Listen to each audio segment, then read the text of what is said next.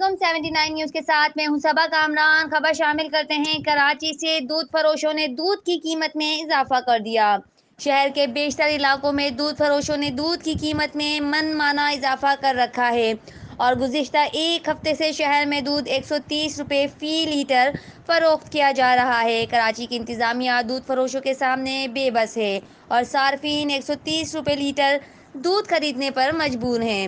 صارفین کا کہنا ہے کہ انتظامیہ کی نااہلی ہے کہ بلا اجازت دودھ کی نئی قیمت مقرر کی گئی ہے اور انتظامیہ اس حوالے سے بری طرح ناکام ہے۔